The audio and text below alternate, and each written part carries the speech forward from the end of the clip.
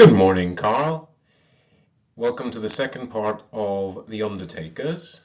I'll freely confess I don't enjoy this one quite as much as the other ones in the Jungle Book, but only two more parts and we're back to Mowgli and Bagheera and the rest of them.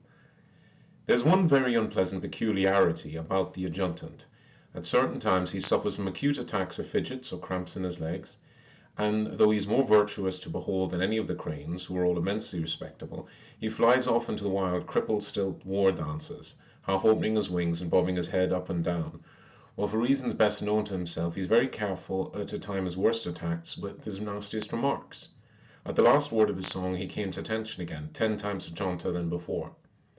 The jackal winced, though he was full of 3 seasons old, but you cannot resent an insult from a person who with a beak a yard long, and the power of driving it like a javelin. The adjutant was the most notorious coward, but the jackal was worse. We must live before we can learn, said the mugger, and there is this to say. Little jackals are very common, child, but such a mugger as I am is not common. For all that I am not proud, since pride is destruction, but take notice, it is fate, and against his fate no one who swims or walks or runs should say anything at all. I am well contented with fate. With good luck, a keen eye, and the custom of considering whether a creek or backwater has an outlet ere you ascend, much may be done. Once I heard that even the protector of the poor made a mistake, said the jackal viciously. True, but there my fate helped me. I had come to my full growth. It was before I had come to my full growth, before the last famine but 3, by the right and the left of Gunga, how full the streams used to be in those days. Yes, I was young and unthinking, and when the flood came, who was so pleased as I? Little made me very happy then. The village was deep in flood, and I swam above the ghat and went far inland, up to the rice fields, and they were deep in good mud. I remember also a pair of bracelets, glass they were, and troubled me not a little, that I found that evening. Yes, glass bracelets, and if my memory serves, a shoe. I should have shaken off both shoes, but I was hungry. I learned better later, yes. And so I fed and rested me, but when I was ready to go to the river again, the flood had fallen, and I walked through the mud of the main street. Who but? Came out all my people, priests and women and children. I looked on them with benevolence. The mud is not a good place to fight in. Said a boatman, get axes and kill him, for he is the mugger of the ford. Not so, said the Brahmin. Look, he is driving the flood before him. He's the godling of the village. Then they threw many flowers at me, and by happy thought one led a goat across the road. How very good is goat, said the jackal. Hairy, too hairy, and when found in the water more than likely to hide a cross-shaped hook. But that goat I accepted, and went down to the ghat in great honor. Later my fate sent me the boatman who discarded to cut off my tail with an axe. His boat was grounded upon an old shoal which he would not remember. We're not all jackals here, said the adjutant. Was it the shoal made where the stone boat sank in the year of the great drought? That long shoal that lasted 3 floods? There were 2, said the mugger, an upper and a lower shoal. Aye, I forgot. A channel divided them, and later dried up again, said the adjutant, who prided himself on his memory. On the lower shoal my well-wisher's craft grounded. He was sleeping in the bows, and, half awake, leaped over to his waist. No, it was more than to his knees to push off.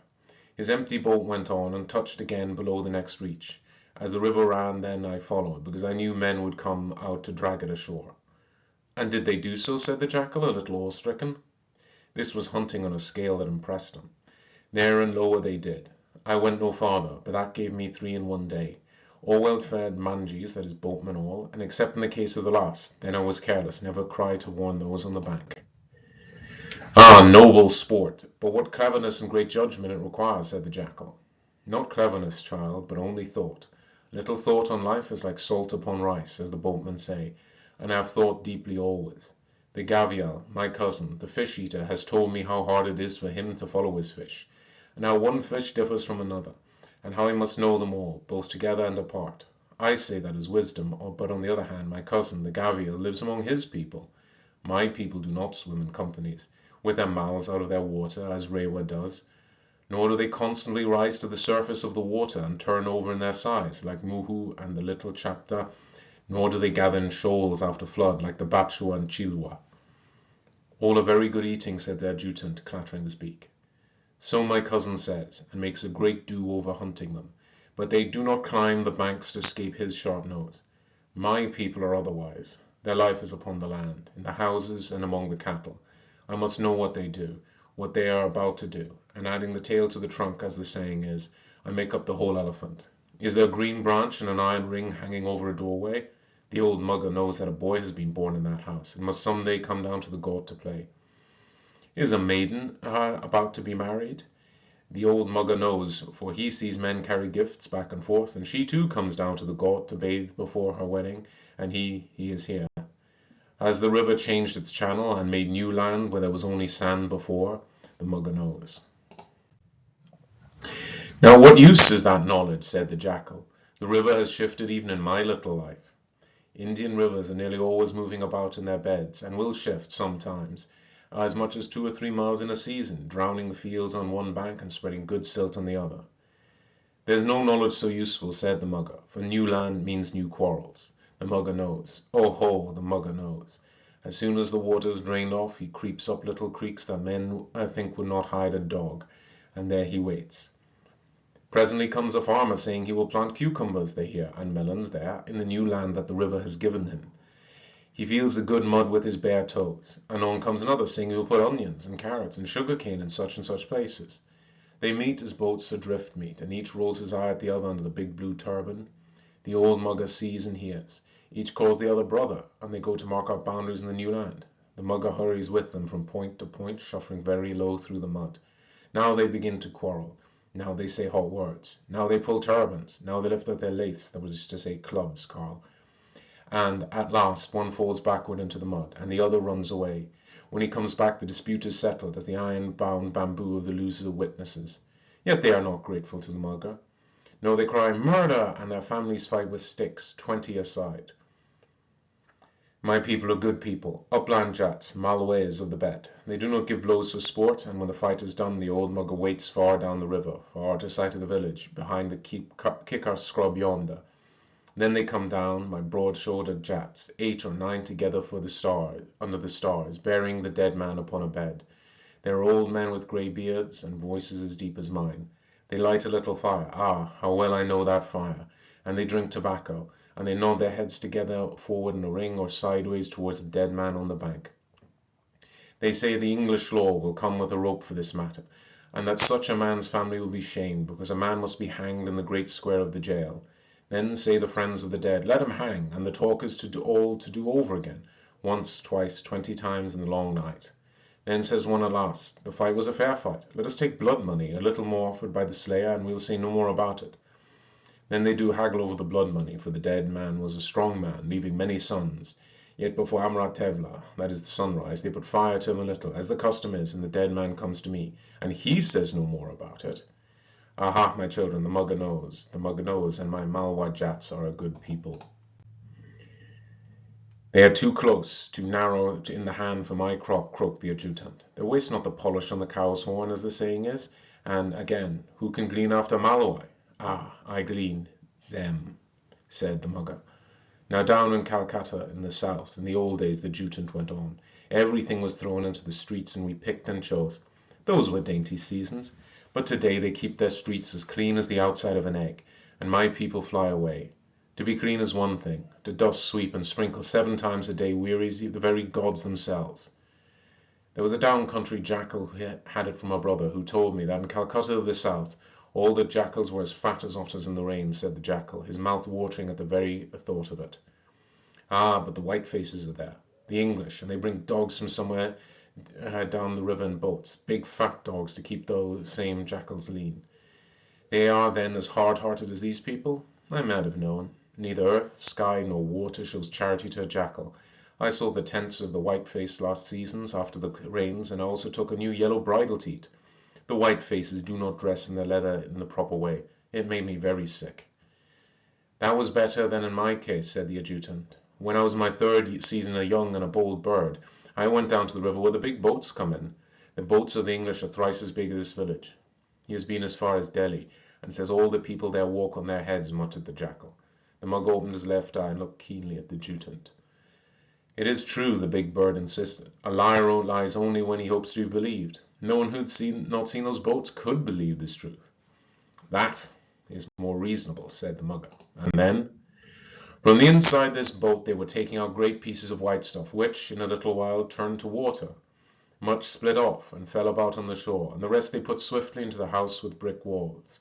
But the boatman, who laughed, took a piece no larger than a small dog, and threw it to me. I, all my people, swallow without reflection, and the piece I swallowed as is our custom. Immediately I was affected with an excessive cold, which, beginning in my crop, ran down to the extreme end of my toes, and deprived me even of speech, which the boatman laughed at me.